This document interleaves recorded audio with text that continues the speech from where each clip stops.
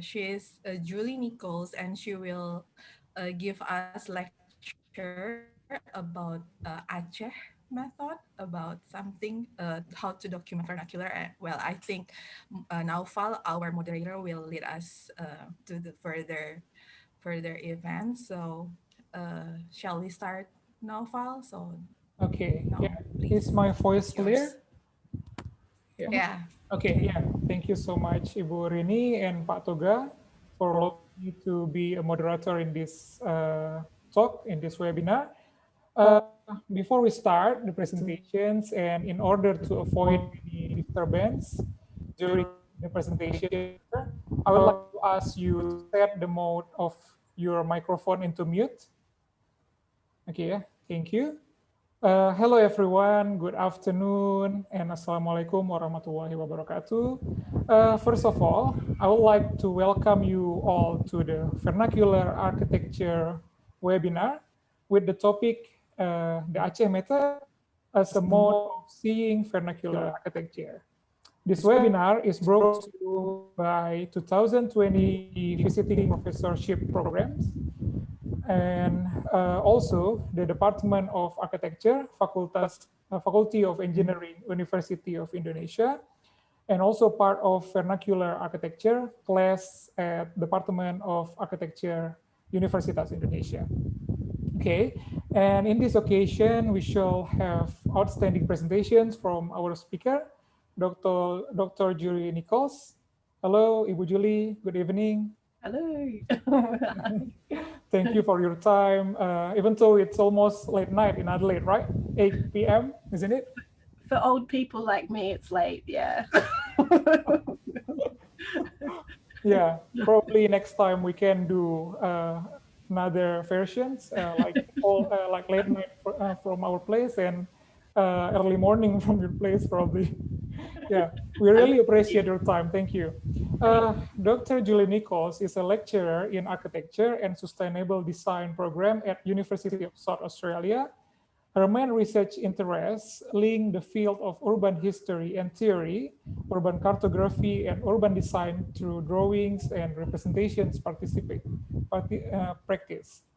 Julie's interdisciplinary research interests, including digital heritage, reconceptualizing vernacular architecture, Islamic and cross-cultural history and theories of spatial design in Indonesian cities.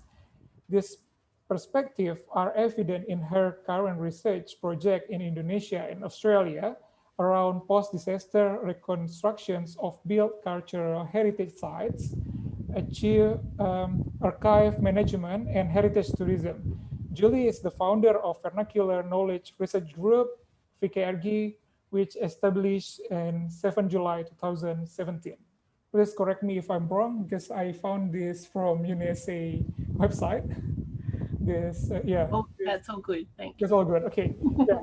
So today we are going to hear and discuss what the Aceh method is. Yeah, because I have already read from all motivations from all the participants. Uh, some of them are wonder about what the Aceh method is, and also some of them want to know the connection between Aceh method and Aceh vernacular architecture. And also, there are some of the interesting motivations to know the post-disaster documentations strategy. Yeah. So without waiting any longer, I would like to welcome our speaker, Dr. Julie Nichols, to present the Aceh method. Ibu Julie, the time is yours. Thank you very much. Okay, I'll just quickly talk while I share my screen.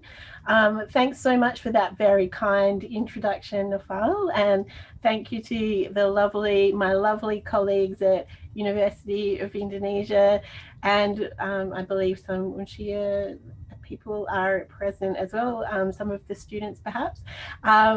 Yeah, thank you very much, Ibu Rini, Pak Toga, Prof. Kemas. Thanks so much for inviting me. It's really delightful to see you guys again because it's been so long between physically meeting, unusually, because we're normally visiting each other quite frequently. So thanks, guys. Okay, so without and welcome to all the students. Lovely to have you present in this virtual realm. Okay, so I'd like to. I'm talking. I'm referencing a paper that my colleagues, including Nafal, was part of, but Darren Fong and myself and Nafal prepared these ideas for the proceedings of the International Conference on Architecture in October 2017 that was held in Banda Aceh, and I'm using those ideas but extrapolating on them for also just at sort of the end of the talk, the Australian context as well, and how we apply this notion of the Archae method beyond just Aceh. All right, so the first image, for example, like very much the research, as Nafal was suggesting in the introduction, looks a lot at representation and how to record, document, interpret and understand vernacular architecture. So the idea is that we're sort of revisiting these representations of vernacular architecture as a sort of tool or insight for future development of future environments, as well as a way of seeing the world through, let's say, a vernacular lens, and sort of trying to talk about why we think vernacular knowledge is important. Okay, so, there. Okay, so first of all, this context I'm going to talk about is this notion of the Archae method. So in essence, I've put sort of my key points on the slides just in case there's any technical difficulties. Okay, so hopefully it will all be fine, but just in case. So the Archae method is a bringing together of data from past and present knowledges through drawings, manual and digital to consider the future. It's designed to address what we perceive. When I say we, I'm referring to me and my co-authors, a lost connection between vernacular knowledge as insight for future development. So we think vernacular knowledge is important because, as many of you know, there's housing shortages globally, given the large-scale urbanization of approximately 90% of housing is in the informal sector. So when natural disasters hit, the informal and vernacular builders have the capacity to mobilize and quickly respond to disaster. Natural disasters predominantly, I'm talking about. We want to extend the thinking of this application to address trauma around natural disasters as well. And so this study is an interdisciplinary one which looks at psychological impact and healing through the retention of knowledge of vernacular built environments and their histories. So the Archae method produces a range of resources around this idea of managing those sorts of occurrences, particularly in Aceh's history, but in Indonesian's history, and also in the context of Australia, bushfire, natural disasters. So these sorts of traumatic events are kind of a global issue. So the resources include measured drawings of traditional housing types over various periods of time, because as I'm sure you know, Prof. Kemas and his teams are doing plenty of Vernadoc camps in Indonesia, and our Thai colleagues around in Thailand, and there's a global movement around different ways of capturing traditional housing and building types through using Vernadoc as one method. We're trying to extend that level of capture through introducing the digital in various modes as well. And digital being not only just visual graphic representations, but also audios of social history and historical narratives, to interpreting that information into virtual reality environments. And essentially, we're trying to provide multiple modes of representation. So every end user that looks at this material is able to connect, hopefully, with one form of understanding that built environment.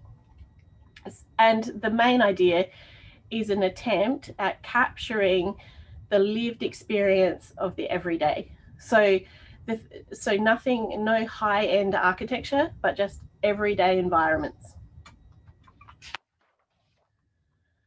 So the Archae method involves two really key aspects. One is this idea of the vernacular as a way of seeing or understanding or living or knowing a particular environment. And this is the conceptual aspect. The other way of understanding the vernacular environment is through different forms of representation, as I've been talking about, from the Vernadoc process, the manual process, to all the different varieties of the digital. So the particular project that we're looking at here, you can see this recreation of the Archae House.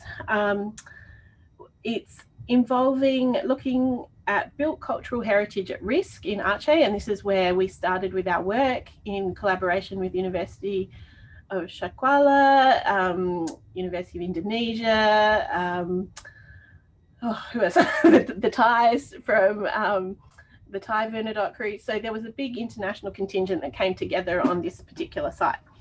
So as a result of the destruction of archives, people and built form in 2004 tsunami, there is scholarly literature to suggest that post-disaster reconstruction efforts, whilst well-meaning, inadequately address local needs of the population. So misunderstandings and lack of provision of local priorities, such as UniSAs and meeting places for community for consultation, as well as temporary residential structures, which in effect became permanent structures. All of these issues or approaches had long-lasting effects on community decision-making, on the empowerment of the community or a lack of empowerment, and sociocultural practices. Now I'll go into that in a little bit more detail, but basically this illustrates the trauma caused by this natural disaster, together with the absence of a recorded past, is problematic for informed or appropriate urban redevelopment. That's the argument.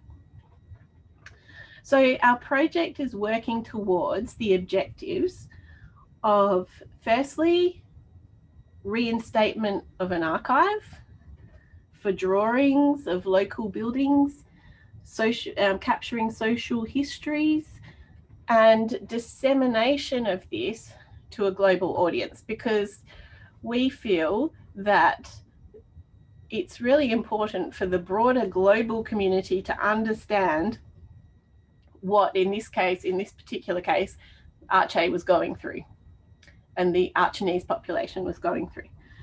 The second objective is that there's a reconnection with vernacular knowledge to gain insight and reconnection of the community, reconnection of potentially disaster management, NGOs, like a reconnection across the board, to gain insight to improve upon past development, but referencing local wisdom. The third point is that the dissemination of these ideas, drawings, and knowledge across a multimodal platform is essential, because in Archae, as many of you know, those records were destroyed because they were often only in one form or in one location. So if the location's compromised through a natural disaster, then you're going to have that loss. So you need to put your records in multiple places. And the other, the final point, or the final objective, is that a virtual reality model, in this case, represents an opportunity to engage with this archival information and data in different ways. So, and hopefully prompt new thinking about future Acehnese environments. And so the idea of the virtual model is that you go into the space and you click on little links that prompt information to come forward. And I'll show you that shortly. Okay, so now I'm just going to talk about the conceptual aspect, the first point that I raised, the vernacular as a way of seeing. Now, this is a little bit of a play on words, because seeing in terms of different ways of thinking, like I reference in the paper, or we reference in the paper, Sufism, and how seeing actually means understanding, knowing, all those kinds of things. So we're trying to suggest that when you look at something, and you interpret it and you understand it in various ways. So firstly, though, what do we even mean by vernacular, given that technically there's no direct translation in Indonesian or Acehnese for the term vernacular? This is a little bit problematic, but I'll go on to sort of suggest that the other terms that are in Indonesian, as in English, sort of hint at what that vernacular means.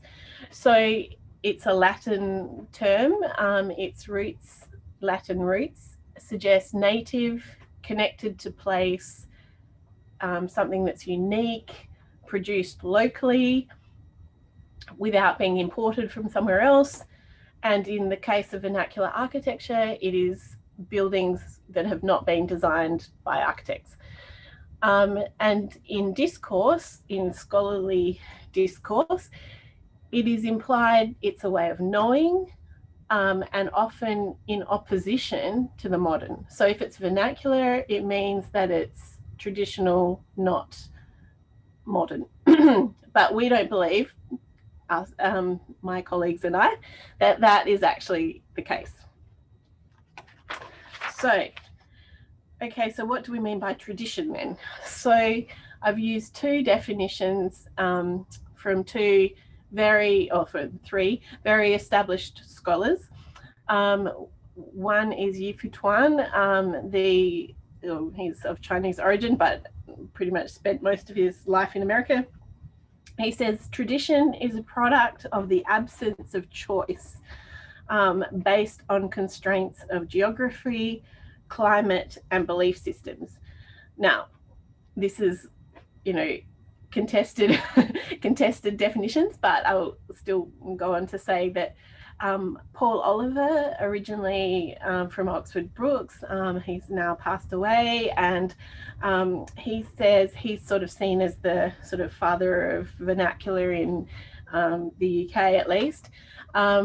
Says there's no such thing as a traditional building, but buildings that embody vernacular traditions. So this is something that I think is really important, because that is the focus is then on the transmission process of ideas. And this is very much the way we're trying to utilize the Archae method to transmit different ideas and different ways of thinking about vernacular. So this conceptualization or rethinking of the vernacular, we see that as a mode of learning or understanding the vernacular is more than just sight and vision, which I've already mentioned. It basically represents a mode of engagement, and that's why things or activities like Vernadoc are so important, because you're on site, you're engaging with the local community, you're speaking to the local community about their ideas, they're speaking to you, asking you what you're doing. So there's this constant transmission of knowledge between the researcher and the local community or the participants on the site. So it's a type of knowing brought about through observational drawing primarily, because we're not anthropologists, we're architects, and representation and reconceptualization. And it comprises a revisiting the vernacular as a field of knowledge in contemporary discourse. So this image that you can see here, I'm sure many of you are familiar with Pak Ikuputra from Gadjah Mada University. And this is his house. I forget the name of the village outside of Jogja, but it's a potter's village. And as you can see in this, those of you that know Pak Ikuputra, he studied in Japan, and he came back to his original village to build this house, and he uses ideas and knowledge from like the local potters. And you can see that column there with the tiles, the pottery tiles. That's a contemporary design, but something that is vernacular knowledge in the way it's made. And so he's using that in his building, and he's also using his kind of understanding of Japanese architecture and spatial awareness based on I don't know if you can see in the windows facing this way, he used this kind of Japanese screen fenestration patterns, whilst it's very much an Indonesian building overall. So I call this kind of contemporary vernacular, but it's not. It's an assimilation of vernacular knowledge that's brought together because people today are global citizens. They come from a number of different perspectives. They might be Indonesian, but they come from, living elsewhere potentially, or from other influences, and construct their own vernacular buildings. This doesn't mean that these type of buildings are any less vernacular or relevant or meaningful, because vernacular is about the occupants. Okay, so back to the concept of the vernacular. It's got these origins really in 19th century, in concept from European discourse. And because of that, there are many limitations in retrofitting it or trying to apply it to as a modern kind of concept. So Marcus Bellinger, this is one of, and Lindsay Asquith. Also, Marcus kind of took over from Paul Oliver at Oxford Brookes, and now is one of the key scholars in vernacular as a result of that kind of trajectory. And they say from their 2006 publication that reconceiving the vernacular as a discursive terrain, so really a kind of conceptual idea in which different kinds of claims on the concept are connected, and exploring what this adds to our understanding of the built environment as a field of practices. So these are sometimes parallel, sometimes interlinked, sometimes conflicted within the totality of the production of space. Now, when I just showed you that image of Pak Ikuputra's house, I feel like that really reflects what Bellinger and Asquith are trying to say. It's, sometimes it's conflicted because, like I said, he's bringing in Japanese kind of ideas into his buildings. So people might argue that that is not a local vernacular. So whereas for him, it's part of his lived experience. So it is relevant to the way he lives in his building. These are kinds of the things I want you to think about as we're going through the rest of the talk. Okay, but ultimately we termed the Archae Method because we started this work collectively in Archae. And Archae is a wonderful, wonderful case because it's a society of art, architecture, and culture that has sustained multiple influences from animism, Buddhist, Hindu practices, Islamic, and Christian thinking. So how these ideas reveal themselves in the built environment, and specifically in the everyday architecture, the vernacular structures, remains a source of intrigue, particularly for me and my colleagues, and the purpose of this whole inquiry. Now, Archae is also not alone as a special case, but it is really characterized in, let's say, modern history around a whole bunch of sort of catastrophic interruptions of memory because of things that have affected the history from the 13th till basically the 21st century regarding war and natural disasters. And when I mean affected the history, that is because of loss of knowledge or records, because of the level of upheaval that the Acehnese population has sustained. But let's just remember, most places, in the way you see the world or way people see the world is often mediated through religious and religious belief systems. So as well as through sociocultural practices, and often those ideas originate from those religious and belief systems. So this proposal, in terms of the Archae Method, contributes to ways of understanding past built environments in promoting a field of knowledge based on regional conditions and regional people. So even though it's about context and place, it's about what those local people brought to that community. So the only way we see of being able to understand that in any kind of depth of practice is by on-site cultural immersion with the subjects, being the people and the buildings, and the objects and the artifacts, to disseminate to the world the value of the, in particular this case, the Acehnese built cultural heritage.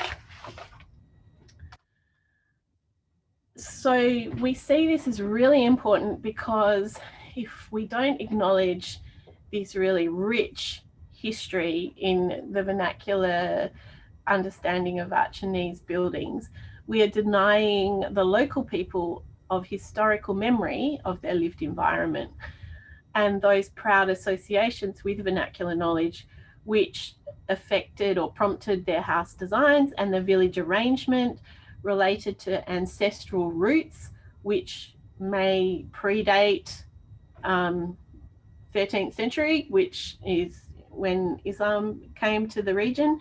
And it creates a disempowerment and a disconnection, in theory, with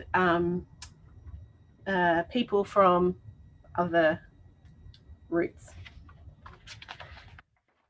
So we are sort of suggesting that some of this misunderstanding about cultural history and heritage may have come around the 19th century around colonization. I mean, in terms of occupation as opposed to invasion. So we're sort of suggesting that multi-racial tolerance or multi-religious tolerance was waning across Indonesia around this time. So therefore, associations of vernacular architecture with any pre-Islamic thinking appeared to be thrown into question. Now, this is not the forum to get into why that may be, but it's definitely something that needs further investigation. So this positioning, to some extent, has been perpetuated in contemporary discourse and informed identity construction within modern Indonesia. That's sort of our argument. So interestingly, a type of orchestrated memory loss also accompanied this shift in thinking and identity, which led more to Middle Eastern Islam around this time, that directed thinking more towards Middle Eastern Islam as kind of a precursor for future identity construction in Indonesia. And the historical emphasis and recall through built form analyzes or focuses on 17th century understandings, this is in Archae, of the greatness of the Islamic Empire under Sultan Iskandar Muda. Like, this is one of the main sultans that is, I mean, obviously all of the sultans are recognized in history, but this was sort of like the turning point for the shift in identity, we're arguing, where Archae became the center of Islamic scholarship and culture at this time at the expense of other histories. So religious architecture at this time for Muslims, particularly in northern Sumatra, was influenced by styles and forms of Middle Eastern buildings, and vernacular architecture also began to embrace different materials and styles as alternative technologies became available through these import markets that was occurring with the shift in identity towards other sorts of, let's say, Islamic architecture. Okay, so if we now go to the sort of more recent history, that was a bit of background. Interestingly, the tsunami, the 2004 tsunami, these sort of traumatic experiences in most recent history have resulted in much research around different sorts of mitigation measures for future tsunamis potentially, and looking at kind of more engineering sort of responses to dealing with those potential natural disasters. However, if we look historically at tsunamis, they were very much a known phenomena of Archae's past, at least, and yet as they were infrequent, often centuries of time extended between those extreme events. So the transfer of knowledge and details were limited, but as many of you know, there's songs, like there's an oral tradition around the tsunami events. So knowledge has been shared, but potentially maybe not about the built environment, let's say. So, however, it does appear that the 17th century sultanate was sited quite strategically around the known safe zone from the sea. So therefore, we're arguing, by looking historically at other periods in Archae's history, maybe it's possible to discern more information about future tsunami mitigation, and also establishing a chronology of development of their built form to uncover its other influences. So, for example, did the Archae House typology develop to cater for, because this is one of my favorite pieces of historical knowledge, to develop to cater for elephant stampedes through the undercroft of the house? Or is it actually from cosmological associations with the ascendancy to God? This is a question. Because as a researcher in the field, I've been told many different theories about that. Okay, so again, the Archae method is based on this field work that we did in 2017, using these three components of representation. But since then, we have done other field work in 2 years, 2018 and 2019 in Bali, and the alternative digital technologies we use to document those sites were drone mapping and augmented reality applications. And we also sort of replaced the virtual reality representation in those cases.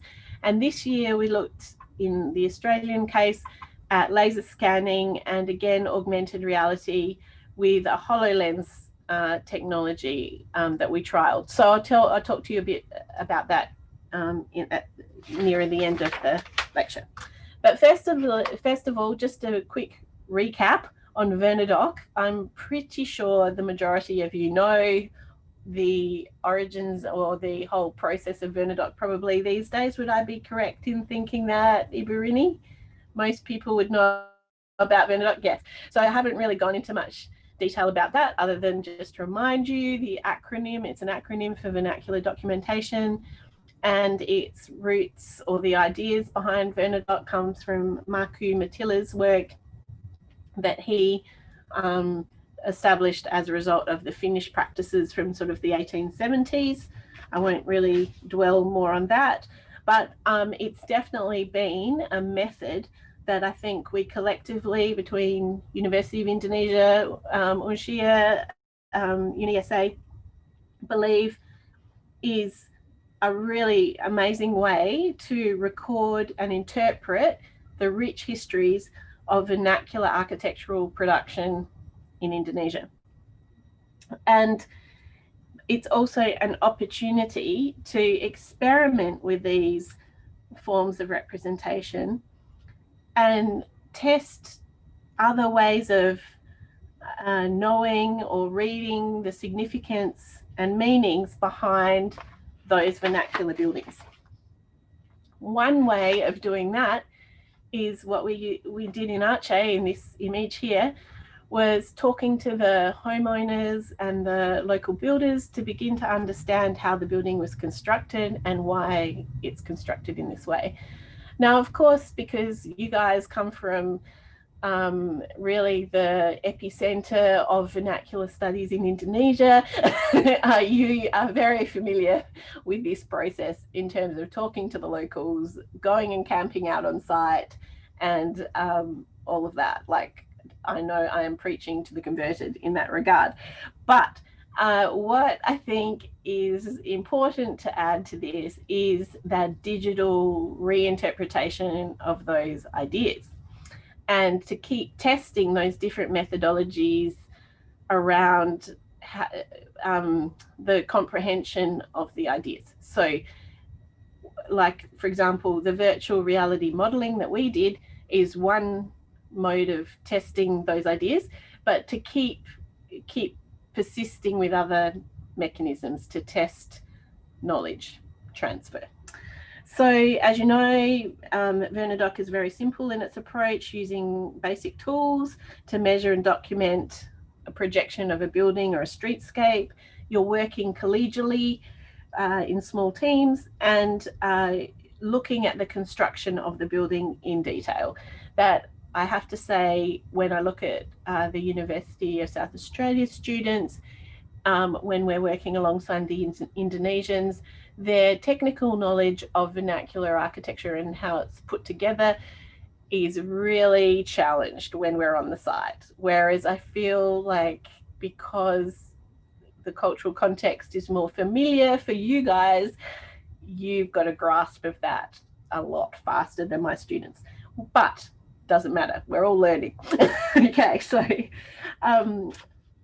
but most importantly, we also want to know just not about the construction. We want to know, why is the building constructed in this way? Is it because of cultural and religious beliefs?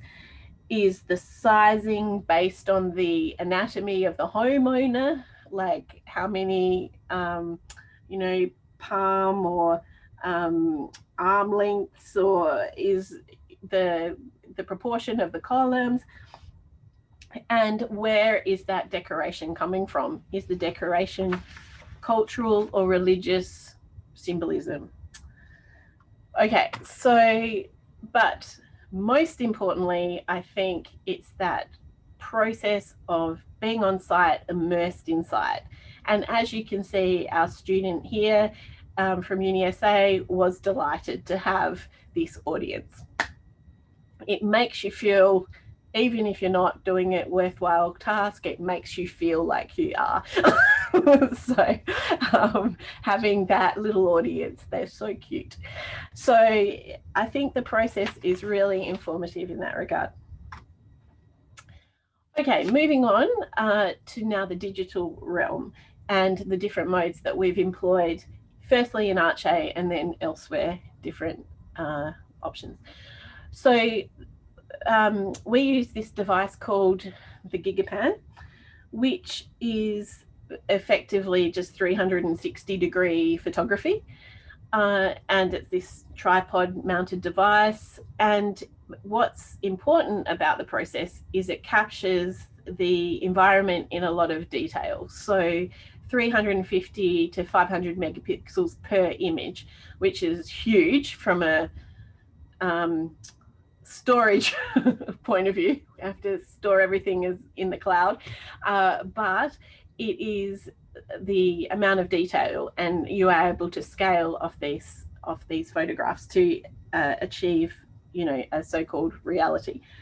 It also, obviously, by contrast to Vernadoc, produces color images and spherical images. This is the difference between, you know, traditional photography, which is offering just a flat view of the landscape. It also is different to like GoPros and things like that, because it can be scaled and the quality of the image is really high, whereas the traditional photography is sort of 20 to 40 megapixels at best. Okay, so the images are, this is the process of the Gigapan, is it basically takes a whole bunch of images in rows in a grid, and then we use software to stitch the image together, and then it becomes this spherical image, which we can then use virtual reality goggles or such as Oculus, or we can use mobile devices, because this is really important in Archae. You don't want to be taking around a massive amount of kit. The Gigapan in itself is heavy enough. So you can use mobile phones and tablets to look at the environment in 3D, in 3 dimensions, through these devices. Now, I'm hoping this little, this is using the Gigapan images, stitching them together and putting them into software, EasyPano software, to create effectively a movie. This is a lot faster than building a virtual reality environment. So I'll just give you a bit of a demonstration. This is Lambunot village in Aceh, and this is what my colleague Darren Fong captured for our site study. Now here you can see we've got the 3D image, and then in the top right of the screen we've got also the site plan, if you like. So we can establish where the Gigapan is and where we're looking, and then when you see these little tabs on the screen, this means you can orientate yourself through the site. And these are the houses that we drew, and that's the little in the top right of the screen where you can see this image. You can see the little tabs which are orientating you through the site.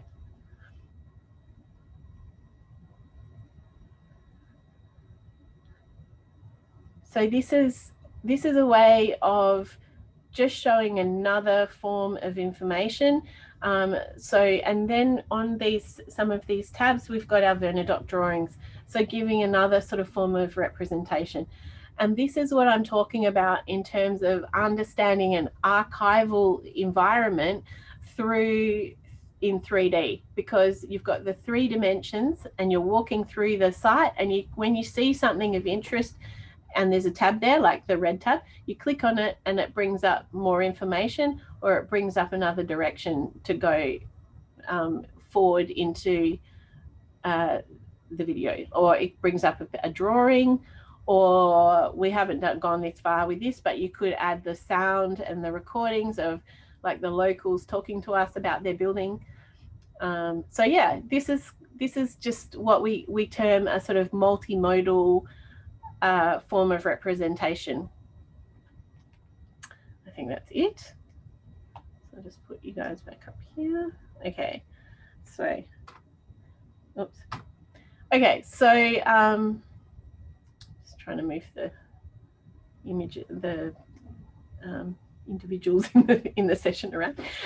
Okay, so the other thing that we used in Aceh as well as in Bali was 360-degree video, because also that's a really quick way of orientating yourself through the site as well.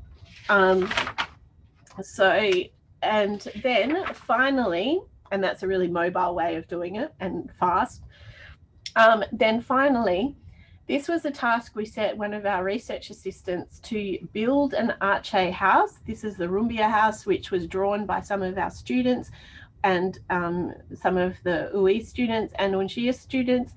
And we gave this task to our research assistant to see how much he could make this house, rebuild it in the virtual form, because he built it in, I can't remember how he modeled it in 3D, use a 3D modeling program, but then he brought it into Unity and Unreal Engine 4 to create the virtual environment.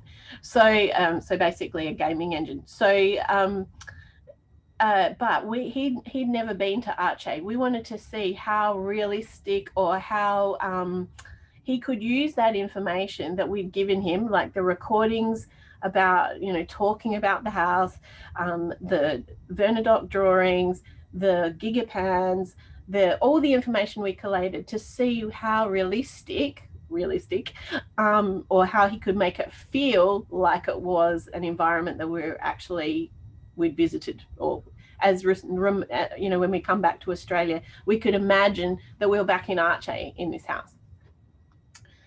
We thought, in summary, it didn't do it justice, but, and after a lot of financial investment to do this, and he also put in a whole lot of extra hours, we felt it still didn't quite make us feel like we were in Aceh. And it's difficult to see from the model in this, the snapshots, exactly what I'm talking about, but I'll try and elaborate a little bit further. Okay, see if we can do this one. This is taking us into the virtual environment, this little video. See what you think, whether you feel like you're in an Aceh house.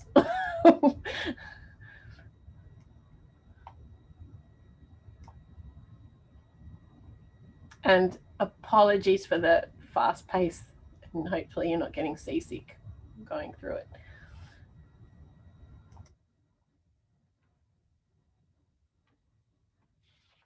So this time we're still bringing up tabs and things with the drawings, but as you can see, the software doesn't enable the drawing to be very crisp and clear like the EasyPano software. So that was also a limitation of the Unity gaming engine option. Now, obviously, if you've got a movie star budget and you could, millions of dollars, you can make these virtual environments completely different, and build every surface and build the landscape and build everything to a detail level that is realistic kind of thing. But considering our poor research assistant hadn't been to Aceh, didn't have the budget, we think he did an okay job. so but yeah, like he tried to create the light, the filtered light, a sense of the materials. Yeah, and the fact that you're probably getting dizzy looking at this, it doesn't help. So obviously you're not normally stumbling through the Aceh house. So just bear that in mind. But anyway, we decided that yeah, we would go back to sort of more the gigapan option, even though this was a really interesting experiment. And as technology becomes better and as it becomes faster to build these sorts of environments, we haven't discounted it completely. We just, yeah, at the moment it's not affordable. So.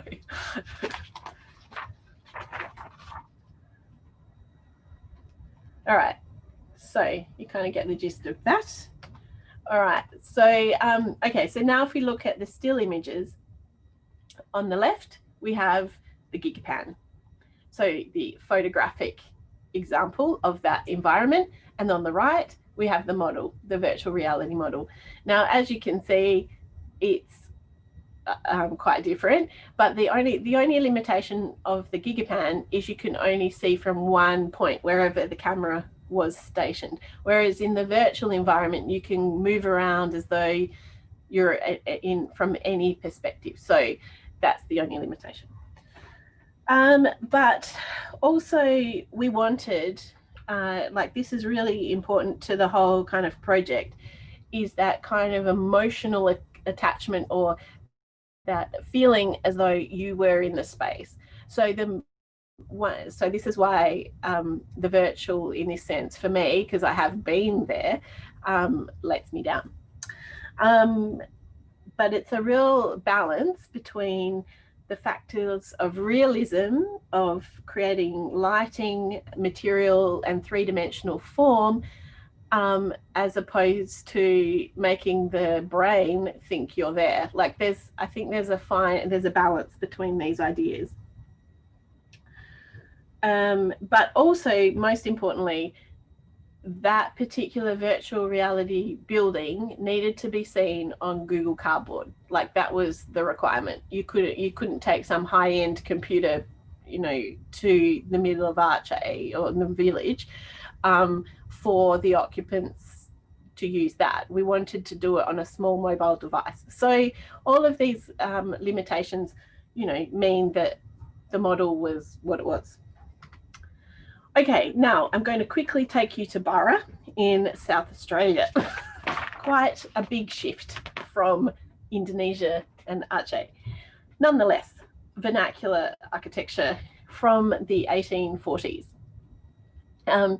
This site, this is and I'm talking about this site in the context of other digital forms of representation to understand buildings through another form of media. So this site the house is called the Jacka House. It's a tiny little cottage, much smaller than an Acehnese house, where in the 1840s, because Barra was a copper mining town, this site is part of a place called Hampton Village, where Welsh and Cornish miners built their houses from what they could quarry from the local context. So the buildings are very small. They've only got, the climate is very extreme, in the sense that in winter it's very cold. It could be like -2 degrees Celsius, and in summer it could be 40 degrees, 45 degrees Celsius. So the extent, the climatic conditions are very variable, and these were the most impoverished, poorest miners of the whole district. So they had to build things very compact, hardly any materials, minimal materials, and very environmentally suitable. So this particular house has now been restored, and we scanned it before it was restored, and it shows in the bottom left picture, you can see a sort of a grid falling across the plane of because it's quite a hilly site. So what the laser scanning does, it takes a point point cloud created by the laser scanning process, and that can then be turned into a 3D model, and it is way less time consuming than building a virtual reality model. So it is very valuable, again, to understand topography, and all the components of the building are to scale. So this is the value of laser scanning, and here's a few other images.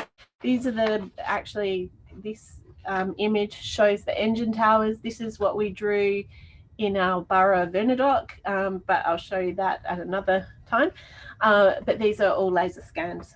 So I think they become really interesting images as well.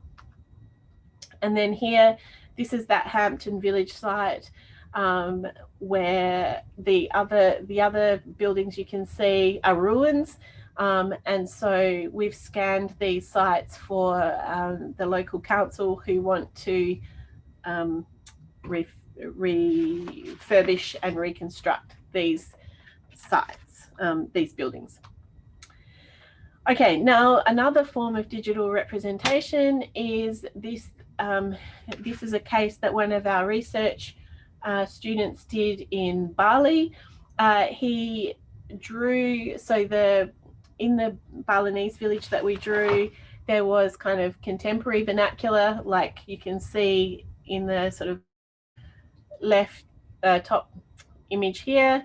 I don't know if you can see my cursor, but that is a sort of contemporary vernacular Balinese house. On the other side of the compound there was more traditional bamboo and things like that. But so what the community wanted was to, because again they're not overly wealthy, and so they wanted some ways of configuring the house, changing the house in a way that was more suitable to their lifestyle at present, if they'd had more family members move in or whatever. So we were trying to come up with a way of representing the house and getting the community to understand it using augmented.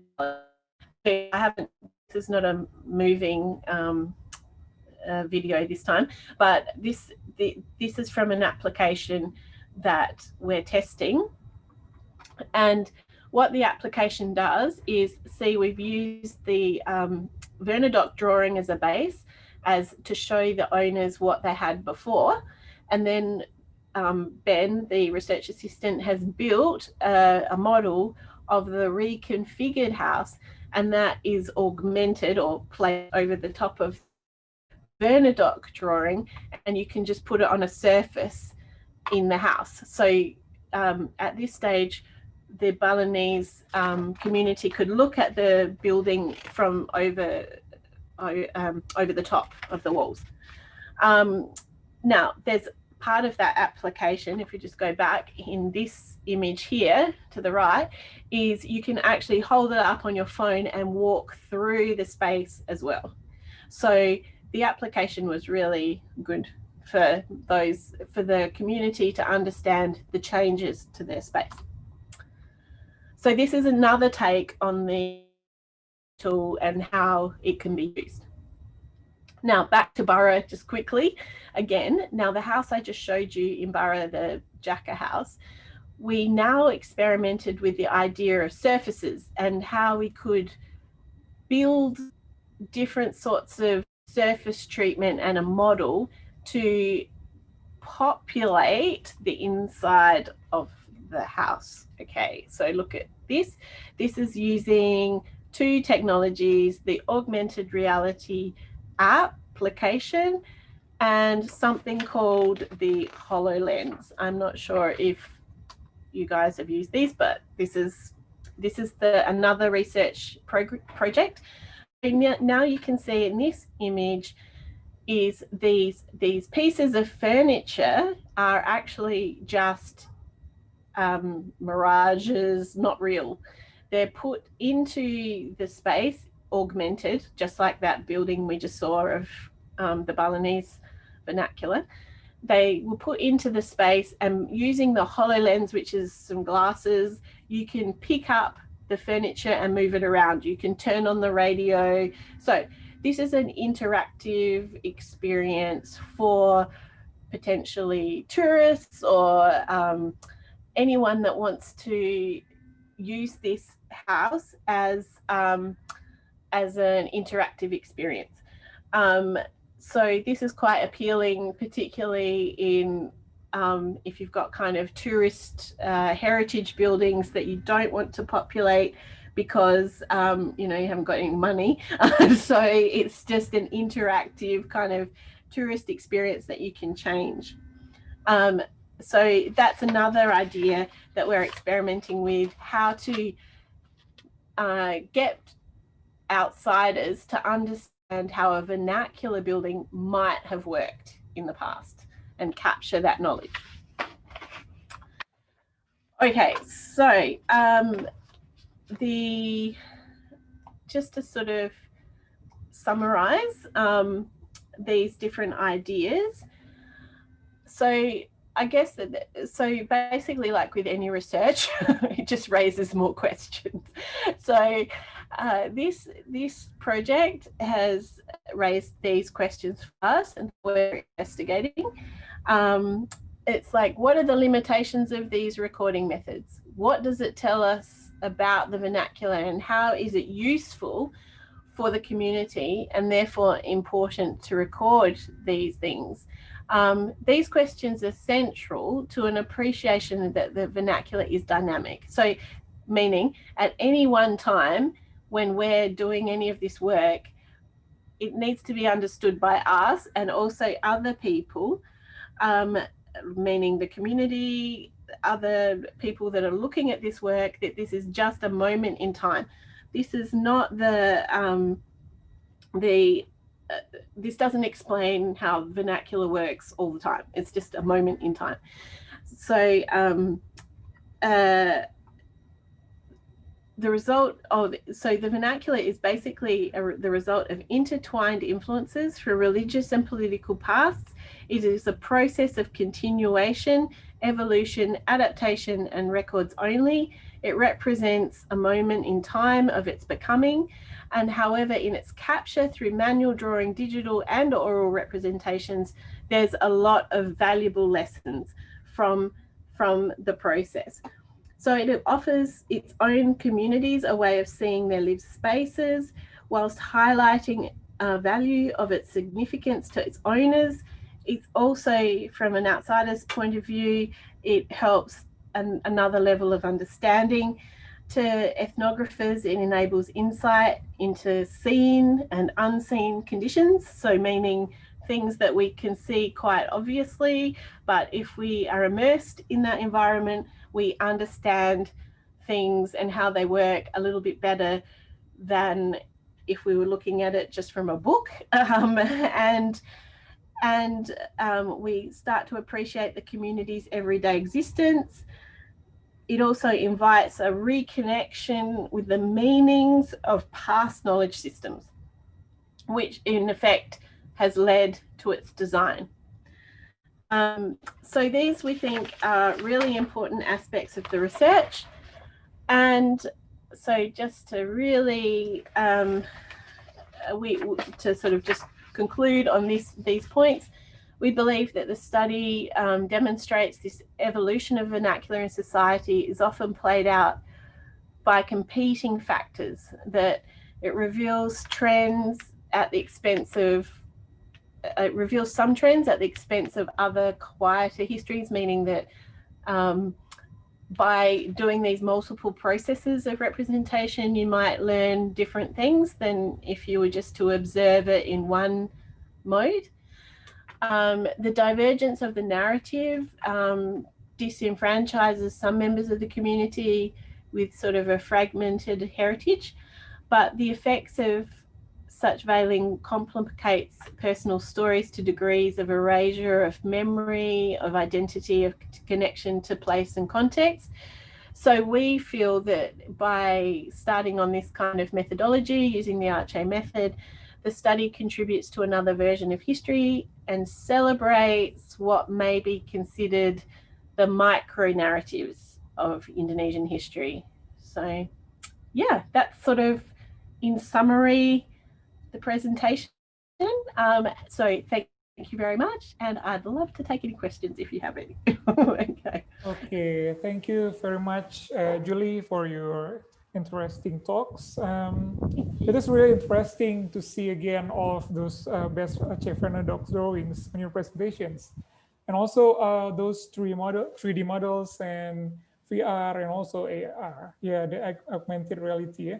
I was thinking this kinds of VR technology could be an option for village tourism during COVID-19 situations. Correct. While Australians can go to Aceh, Bali, Jakarta virtually, and Indonesian can go to Bara as well as yeah, for a virtual tour. Yeah. When you come back, Paul, we'll look at that for PhD. Probably. Okay, now we move to question and answer session. Please also feel free to use chat box to ask a question or using raise hand features. Then I will let you to ask question directly. Okay, any questions to Dr. Julie Nichols? Excuse me, Nafal, would you like me to stop sharing the screen so I can see? Okay, yeah. Yeah? Okay. Yeah. Okay. Okay. That would be good. Okay, any question from the participants? Yeah, could see Mbak Elita and Bu Rini ya, give applause to Ibu Julie. I don't think it's applause, Nova. I think it's Or a is that? raise hand. Yeah, it's a raised hand. There's no Is it raised raised hand hand? somehow. I think it's Alita, you go applause. first, Alita. Okay, But yeah. perhaps no, Burini, you go first. No. You raise No, please do. what? I thought it's applause. Okay, yeah, please. Okay. I think Elita first. Yeah. All right. Yeah. It's very interesting to see all of this research. I remember you showed it was Bali, was it in September last year? Yes. It's already done, isn't it? Yes, it is. Oh, it's wonderful. I have a very well. You mentioned a lot of things that how the VR will use tourism and also explore it a little bit. Perhaps it will be very beneficial during COVID-19 pandemic like this, so people can explore a lot of places. I do have a questions about you use lots of different technology. There's VR. There's using the Unreal Engine about this and laser scanning as well. But I see that you use that for different kinds of places, like was that the Unreal Engine? You use that for Aceh, and then what's the other one? The laser scanning. You use that for Bura. And then the VR is used for Bali. I was wondering, have you applied the other to another? Wait, how do I say this? Have you applied the VR for an Unreal Engine for the Bora or Unreal for the Bali, and then the other way around, perhaps the lasers to Aceh? Well, of course, with it's kind of difficult to do that, but have you thoughts about that? I'm just curious about your the methods of choosing this technology and deciding to use in which projects. That's a very good question. It's sort of a really technical approach to research called trial and error. And based on university funding, to be completely honest. It's not. So what happens is with the Archae case, we had a reasonable amount of funding that we could allocate to building a virtual model, a virtual reality model. So that was the first attempt. Why not, if you get well funded?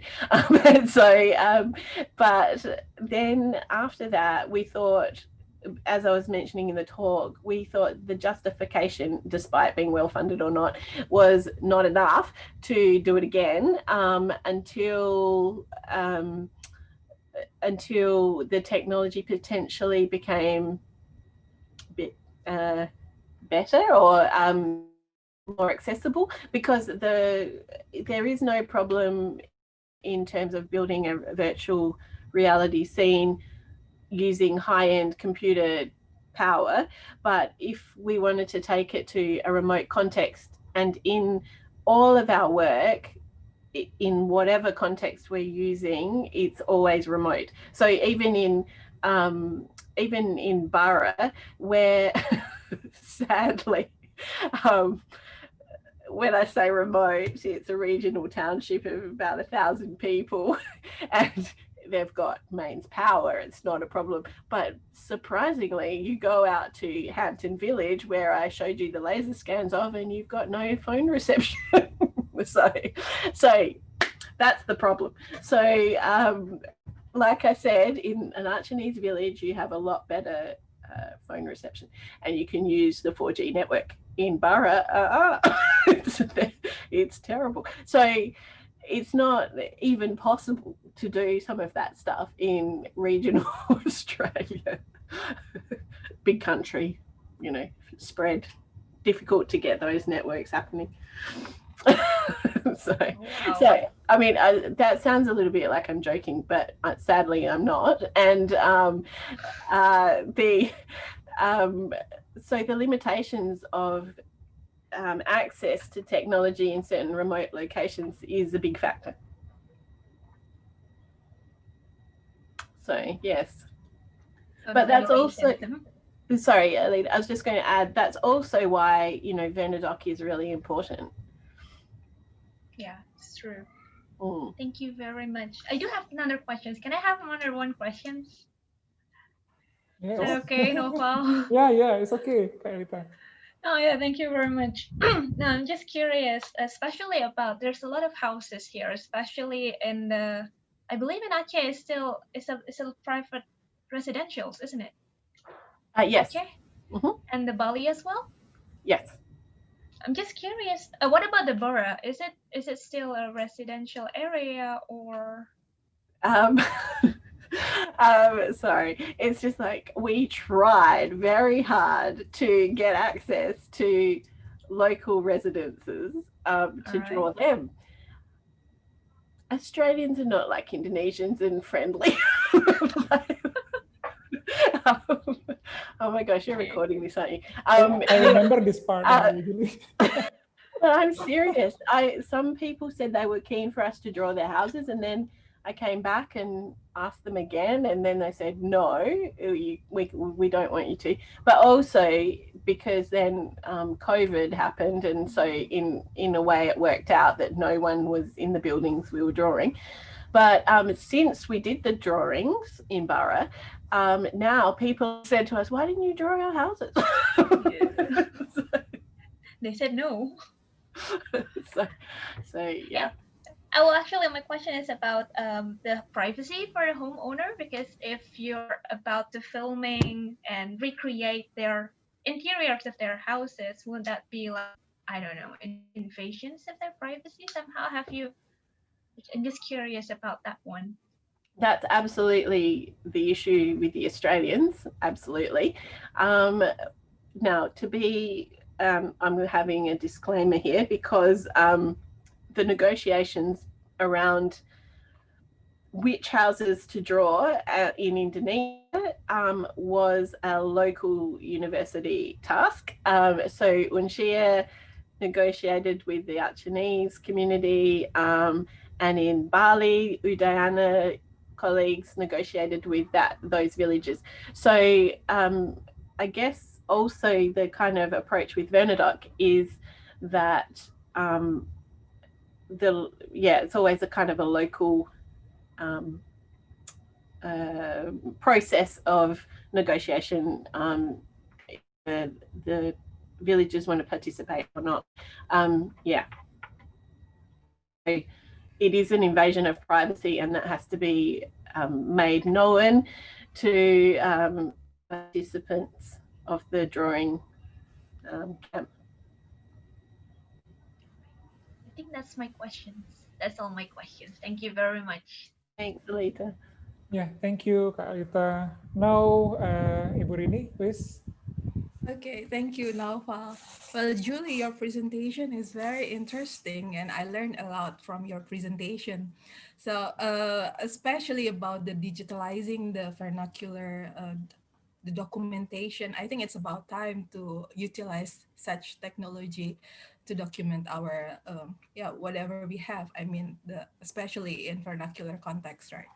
So, my questions was kind of similar to Elita's questions. I mean, how will you put this? Which technology and which context do you have any opinion on that? I mean, despite about the what is it? The signal, the connection, telecommunication, uh, and then if we want to build a larger version documentation like for the whole compound, which one would you prefer? Which technology or which documentation method would you prefer to do? Something like that.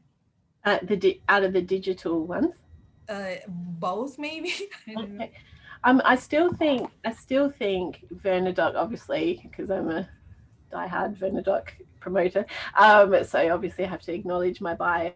But I think Vernadoc is so important in the sense that, unlike the digital, it means that you have to take time and sit and draw and observe and labor in the heat or the cold, or what you learn from Vernadoc you cannot possibly learn from the digital. And this is sort of my argument in the contemporary world, is that to do a site analysis these days in contemporary architectural practice, you just take a few pictures, go That's true. do a bit of Pinterest, and it's not really that deep and meaningful. So I think the way to spend time there's in that initial process of Vernadoc, where you're having to understand the construction of the buildings, feel the heat of the environment, understand where the sun comes. I mean, everyone knows where the sun comes up and sets, but what are the implications of that? Like, so particularly in Archae, where traditionally the houses were, it was such a sustainable process. Like the hardwood would be growing from when the baby was born, and then by the time they're of marrying age, the timber's harvested for the house, and like all that stuff is so practical and so doable today. But and that's no judgment on the Acehnese context. I'm just saying that in the modern world we have a lot to learn about sustainability still, and those sorts of practices, you don't even realize how that's changed and how that's affecting the kind of evolution of that vernacular architecture. So the houses that we were drawing, when we went back, like I'm not quite sure how long it was, maybe 6 months later, some of those houses were really hot because some of the trees had been cut down to fix some maintenance on the building, and because the community, particularly some of the community, wasn't able to purchase timber because timber's so expensive now in Indonesia, obviously you guys know that, but they were compromising the way the design had evolved just because they didn't have any other way of fixing the house. So I just think that being on site, going through that really slow process of discussing those things with the community, no form of digital representation can make you understand that kind of stuff. So in one way, I'm still an advocate for the manual, but Very well said. yeah. So ultimately, I just think, yeah. But obviously, in this situation where we've got the COVID conditions, there's the opportunity for the digital to give us that understanding as well. Mm, okay. And what about how do you combine all the oral versions of from the community, and how to combine their stories with your drawings? I mean, maybe you can share us how to do it. And I think some of our students really keen to hear about it. Thank you. Yes, well, that's sort of another phase because we're definitely investigating that. So in Archae, we had Ibu Pedencia from University of Indonesia and the oral traditions uh, research organization record interviews, and she did a documentary of the talking to the house owners and things like that. We haven't still kind of brought all that information together because we've been trying to do all these other things, like we're trialing new technology and things like that. So, but essentially, that is definitely the plan, to bring all of the data together in a platform. But that's another thing that we're facing. So the Easy Pano walkthrough that I showed you with the Gigapan stitched images, that only has a certain capacity for file size. So the more information you add, the bigger the file size gets, and then the whole walkthrough process gets slowed down and all the rest of it. So but the other thing is we wanted to have software that's freely available, like you don't have to pay for licensing and things, because for us the archive is for everybody, like it shouldn't be a payment system, or so there's the kind of logistical issues around access as well. So I think it's a long-term project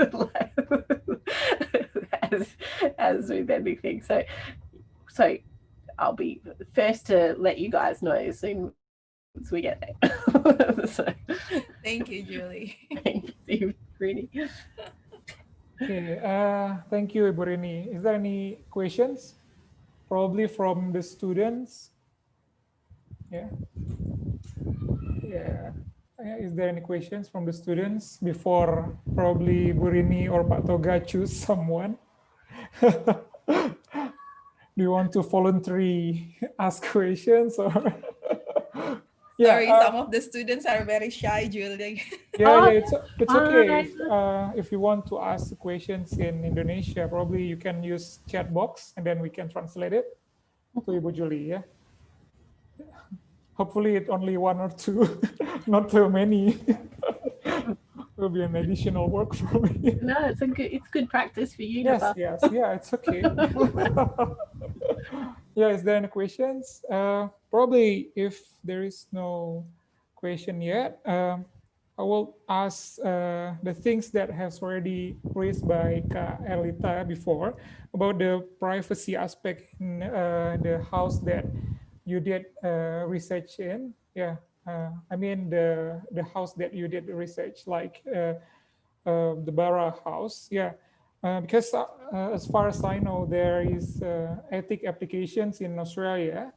So did you do the ethic applications for the Bara Vernadoc? And probably you can share the ethic experience, like ethic application experience to the Indonesians, probably. Yeah, like how hard it is to apply for the permissions to do research in Australia. Just want to know, because I just realized that you might do this for Bara, because the Bara community might need that permissions to allow you to enter the village. And how about the privacy aspect after that? Like, do we have still do a permissional things in the village after we got the applications done? Yeah, Julie. Thank you, Nafal, for your question. Yeah. I can't help feeling you're trying to get me into trouble. just want to know what this, because during Major. doing my research, you always like say that don't do don't go into ethic application because it will go for like forever, you know, like it will be It's really being hard. recorded now, Val. I'm out the phone. Oh, I'm out. okay, yeah. Yeah, Okay, I'll explain. All right. yeah. For all those future students that want to come my way, I do play by the book. Oh my gosh. Anyway, okay, so what Nafal's referring to is that if we did research of private dwellings, we definitely would have to have ethics.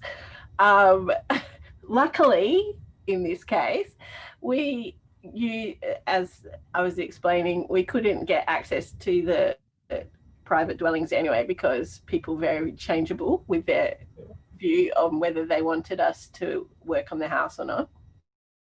So in the end, we used the engine towers for the Vernadoc. We used the engine towers at the mine site, which are public buildings, and part of like anyone can go there. They're tourist heritage tourism sites. So in between our measuring, there was a lot of tourists coming through. So there wasn't. We got permission. I promise through through the regional council of Goida, who then made us implement a COVID plan.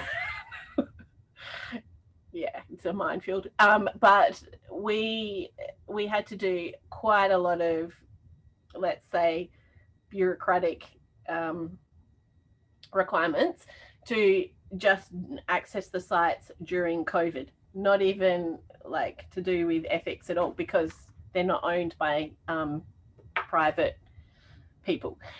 So, but you're right, in the Australian context, that put us off doing doing residential building. So yeah, if we go ahead with another borough Vernadoc when we would like all our Indonesian friends to come, we will definitely have to go through ethics, and it is a huge process.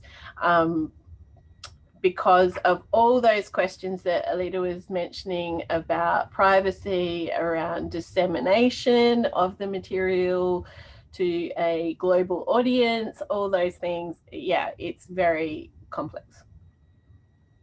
Oh, my time, just bear with me while I turn on the lights. Okay, yeah. Yeah, okay. Thank you, Julie, for the answer. Yeah. Just reminds me that even if the ethic applications is really hard and huge process, but in the end, everyone can pass it. Like in the end, everyone can have their applications Sorry. approved by the university. Okay. Is there any questions from the class? Yeah. I couldn't see any new questions from the chat box. Probably I would like to invite Pak Toga or Prof. Kemas. Do you have any question?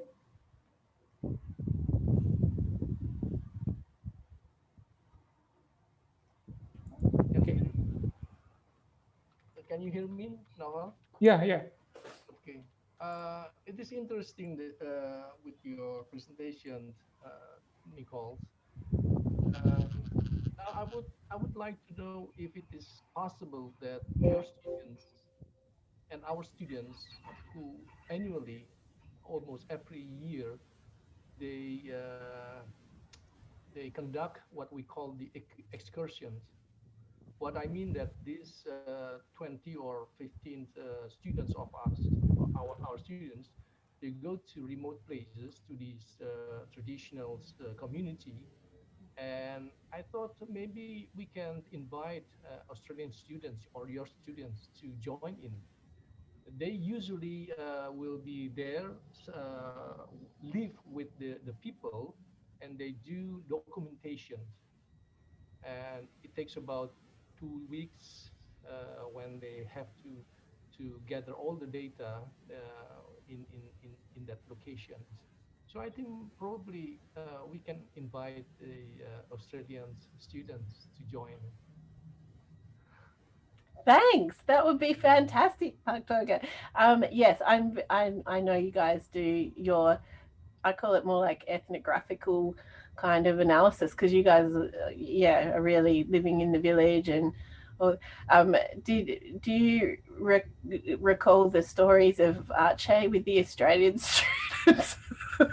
Did you hear about Did you hear about that scenario? Do you know what happened to the Australian students in Archae?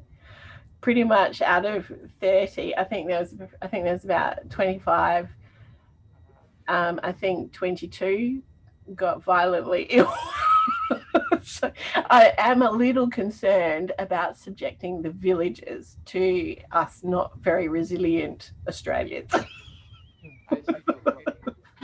that was that was kind of interesting because I guess because I did travel to Indonesia quite a lot, my stomach's stronger.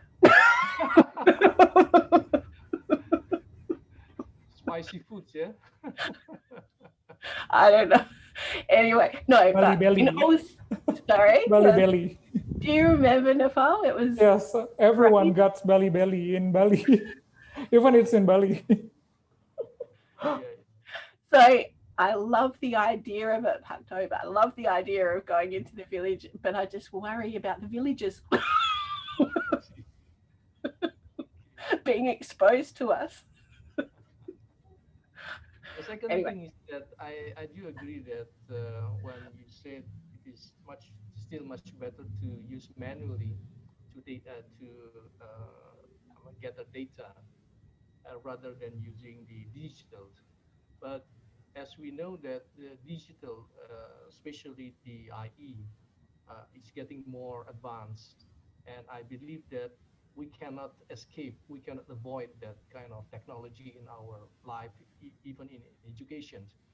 But one thing that the digital cannot actually grasp is that when we talk about people, because when we go to the vernaculars, there are things that physically we can make a data out of them. But when we want to know more, it is usually we have to talk with people. I don't know whether these digital things can do that. Yeah. So absolutely. Yeah, yeah. that's why I think the multiple recording methods are useful Mm, because you capture different things from different media, but also from the way you engage with the mhm, community is different in like doing Vernadoc versus doing an interview versus um, taking a picture. mhm. They're all different ways of understanding or recording the process. And I think they've all got valid contributions to the documentation process. But yeah, no, not one form does it all. Yeah, yeah, I see. Yeah. So yeah, but no, in all seriousness, it would be fantastic to bring the students to a village and make sure that they're the tough ones. But that would be fantastic. I'd love it. Well, I'd love it anyway. So, Yeah, yeah. Yes, I so think so. thank you for the very kind invitation. Okay, that's it, Novel. Okay, yeah, thank you, Pak Toga. Yeah.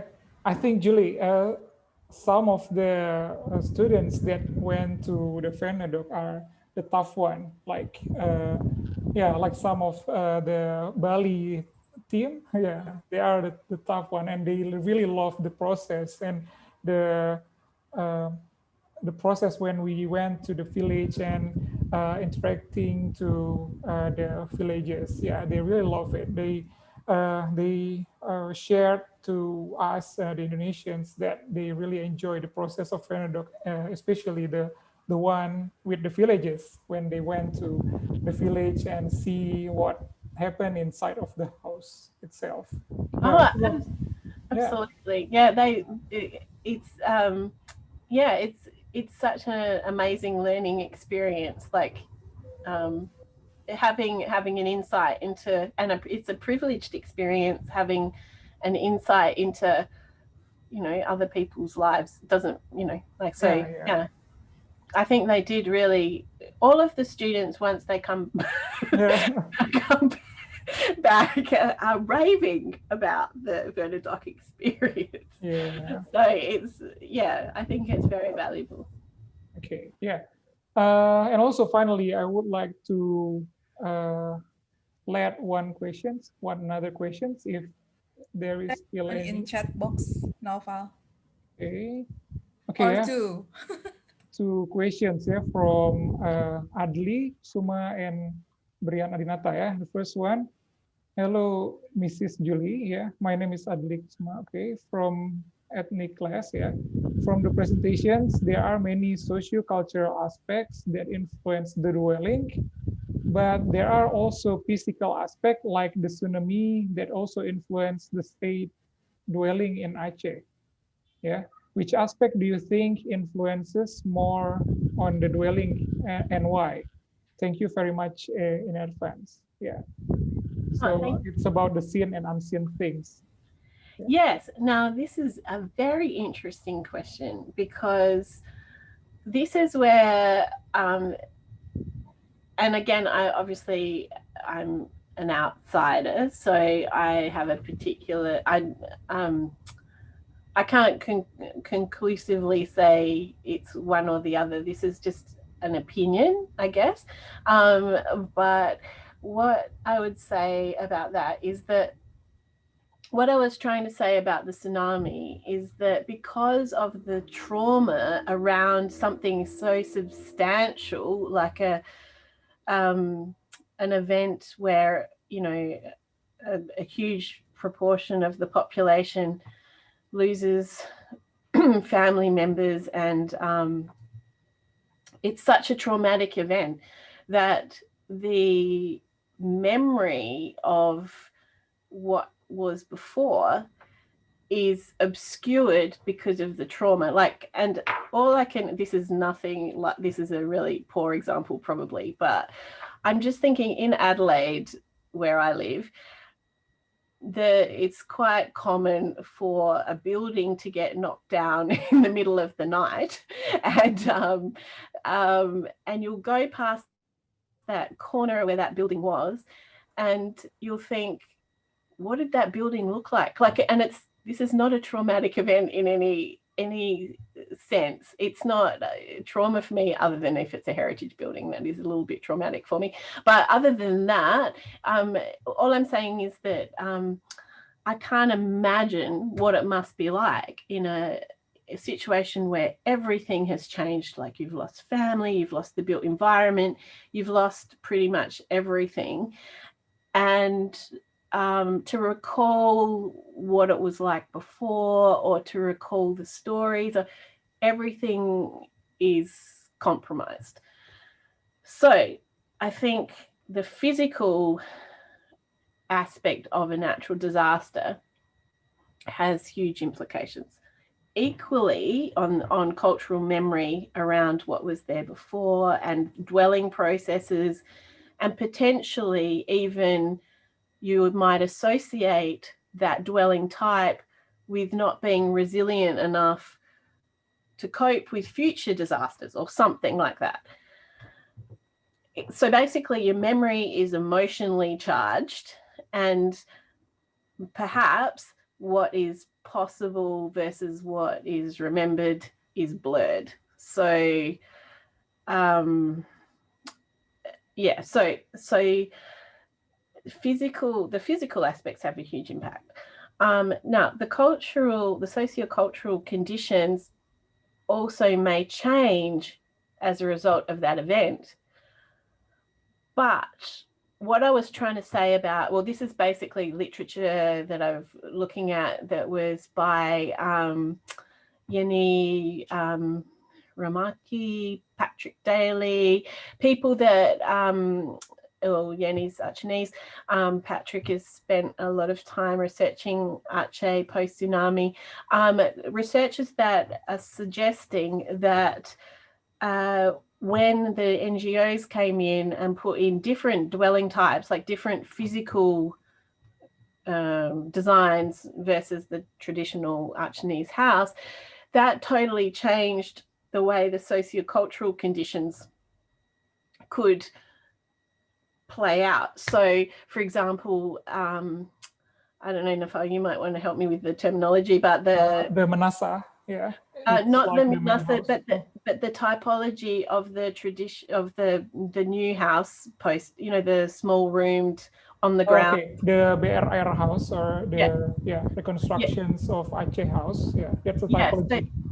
that typology was completely changed. So in the context of an environment like Aceh, where it's super hot, you can't, the congregation space has been taken away because the house is on the ground now. It's made of concrete block, it's not made of timber, it's not lightweight. Like all those things means that those cultural aspects of gathering, of meeting, the women often meeting underneath the house, all those things, those cultural conditions were changed by the housing typology. So I think all of those factors influenced the sort of current, well, foreshore development in Aceh and changed it permanently, I would say. Again, I would defer to like Nafal and other, you know, Acehnese residents to conclusively say that, but from Yenis and Patrick Daly's literature, that's sort of what they're suggesting. So whether that's a good thing or a bad thing, I mean, this is only for the locals to decide, but I guess it's just a point that I think is worth making. Yeah, so that's a really good question. So sorry I went on probably a bit too much. Yeah, that's a really good question. Okay, one other question is from Brian. First of all, thank you so much for the very comprehensive presentations. Aside from the impressive digital documentations, my question is based on your last visit to Aceh, how do you see Islam's influence to the local architecture? Because as far as I know, Aceh is always portrayed as a region with a very strong religious value. But from the traditional house shown, only few or even no Islamic features can be seen from the houses. So does Islam have any influences in creating space or physical aspect of the houses? Or it's more of a social aspect between the inhabitants? Oh, interesting one. Yeah, so this is, again, last time I was in Archae, and we talk about these things all the time with the different communities that we've been working with. And it's interesting because the answers are always not conclusive, as in there's even with the community, it's variable opinions, which is normal. Everyone's got an opinion about different things. And so I guess from my research, and I guess in this case, I read predominantly anthropological understandings, which are like Roxana Waterson, Peter Nass. These are quite kind of old, well, not old, but as in they've been around. This thinking has been around for quite some time, to suggest that the house traditionally, according to Roxana Waterson, came from Hindu belief systems that were related more to cosmological understandings of the afterlife, and the stepping of the platform of the house was a result of this sort of ascendancy to another world, and the attic space was for the pusaka and the heirlooms like to take to that next life kind of thing. Now, obviously, there's still that notion of pusaka in Islamic kind of thinking, but the association with the kind of afterworld there is not. So the understandings that I know from talking to the local community is literally the idea of the elephants. That was one kind of theory as to why the central platform of the Acehnese house is raised higher than the other parts. Then there was also the way the house has been segregated into the sort of male and female areas, which comes from, I understand, Islamic belief systems. So all I'm saying is that there's multiple opinions about, from what I can determine, as to where this thinking comes from. And probably over time, I'm sure that some of those principles can easily be adapted into whatever sort of religious thinking is prevalent. So, but when you think about other architectural styles like Baturaman Mosque, for example, then those sort of larger scale buildings start to demonstrate multiple influences that are, again, not necessarily specific to Acehnese Islam. It's more referencing other Islamic kind of traditions. So, I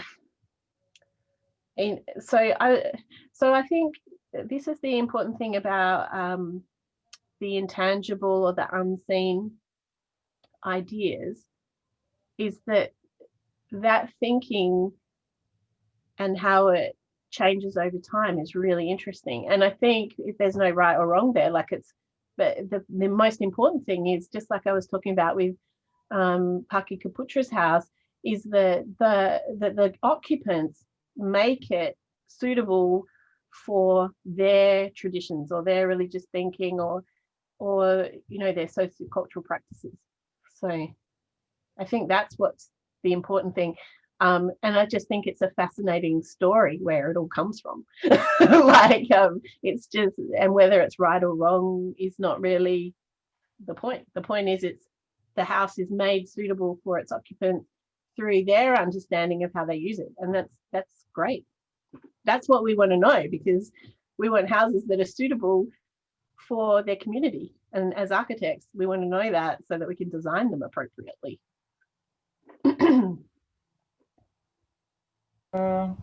Julie, there is still one or two questions. Is it okay? Is it still okay for you?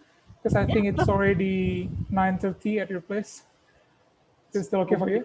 Okay, yeah. I'm loving this chat. Oh, okay, yeah, because I think, yeah, the engine is start warming up now. So, yeah, please, Raden Disa, please, if you want to ask your questions.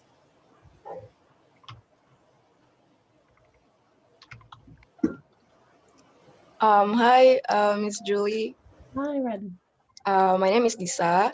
I have a little bit of a question here. Actually, you were talking about the trauma cause of the tsunami in Aceh back in 2004, and like what happened there. That there is actually it caused a little bit of an effect on the architecture and how they try to reconstruct it. And we can see how they try to shift towards like a more engineer-based construction, right? What I want to ask is, what if it was happening on another region, and what if it was like, for example, like another disaster, like let's say it was an earthquake. How would it affect the architecture, and like how different would it be?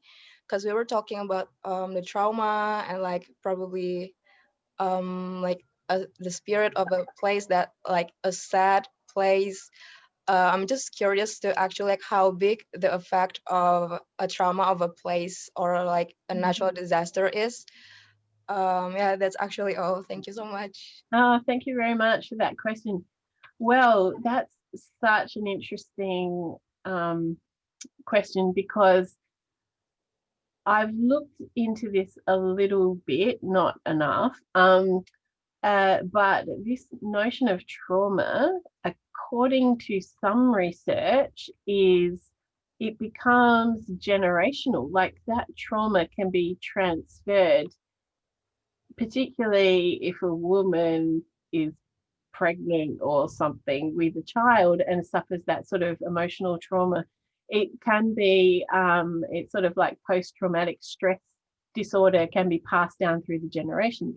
Now, it's quite interesting because in Australia, there's a really famous scholar who looks at, because there's a lot of records around when the convicts came from the UK to Australia and were incarcerated for periods of time. They kept a lot of records about those convicts. Anyway, there's some sort of post-traumatic stress understanding, like because they wrote all the wrote down what, you know, kind of condition the convicts were in from when they were incarcerated to when they were released, to suggest that if you return, this is so they've done studies in, dare I compare mice to humans, but this is a bit, but I'm just trying to explain these studies on trauma, is that if you return a mouse, for example, from a really traumatic condition to a place where they feel safe and they're well fed and they're, you know, environmentally they're warm and whatever, the brain, the DNA in the brain changes. It can be, what do you call it, sort of that traumatic stress condition can change, and it changes in the cortisol levels and things like that in the brain. So this is kind of really interesting, because architects always like to think that buildings create, you know, beautiful environments and we live happily ever after. So in some ways, by creating beautiful buildings, so in some ways, by having the buildings reinstated in and particularly around sociocultural practices, they're potentially, now I'm not going to extrapolate the mice scenario to Archae, don't worry, but I'm just trying to say that perhaps by understanding the way the environment was previously and adapting some of those sociocultural principles to the new building, not identically, like not, you know, transplanting the Acehnese house and reinstating identically, but perhaps reviving some of the sociocultural aspects of the house in the new build may contribute to a more sense of calm and familiarity and all those things that could ease a traumatic event, perhaps. But this is obviously a complex problem, but all I was also trying to say by referencing the historical information rather than just responding in engineering mitigation way, is that ultimately a 6-meter, or I don't know, it was even taller than a 30-meter wave is not going to be stopped by some sort of engineering solution. Unlikely, right? It's really unlikely that an engineering solution will save that. Equally, an Acehnese house is not going to be saved from that situation. Now, an earthquake is a different story without water, because the Acehnese house is a flexible structure and has always been very resilient to earthquakes. But yeah, when you throw in the water component, and it's unlikely that excuse me, anything is going to survive that. So there's different degrees of solutions in that sense. So, but I do think definitely that the environment that has sort of fostered people's way of living and levels of comfort and memories around family interactions and friend interactions, there's something to be said for that kind of building supporting those activities. It was very cool. Thank you so much, Miss. Thanks. It's a great question. Thank you. Yeah, okay. Thank you so much, Raden Disa, for your interesting question. And I think now we have to, I think this is the end of the presentations. Thank you so much, Dr. Julie Nichols, for your really interesting presentations. And please let me summarize some of the important key points of our discussions today. The first one, now we have a clearer idea of what the Aceh method is.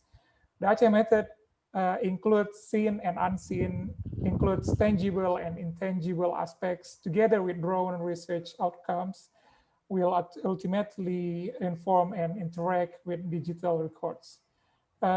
Also, the productions of the archive will be disseminated using online platform to maximize ongoing research opportunity and safeguard data against future loss. Also, it is vital that any archival productions engage processes that are interactive, reactive, and subject-driven, particularly as data is extrapolated to re-envision the past. The adoptions of software models and virtual reality spatialities place the researchers closer to the subject or environment under the studies. For example, that one draws different motivations, inspirations, and way of seeing or connecting their research ideas than through a linear keyword searches. The Archae method demonstrates how the conceptual analysis with the on-site recording may open up debate and reveal new understanding of origins of the Acehnese house, the viability of the design for future development of communications, of communities, the applicability of the design and its materiality to suit future needs. Okay, we'd like to say thanks again to Dr. Joy Nichols for the talks today, and also for everyone, the audience, for your active participation. Thank you so much. Hopefully the presentations will be beneficial for everybody. And also, please stay up to date to our informations, because we still have 2 upcoming webinars with Ibu Julie in December and January. Okay, thank you for your attention. Now I will give back the opportunity to Ibu Rini and Pak Toga as the class coordinator. Thank you, Julie, and thank you, Naufal, for arranging this events. I just want to remind the class that they need to fill in the form of attendance, which is prerequisite for the class. But otherwise, I don't have any more comments. But I don't know, maybe this is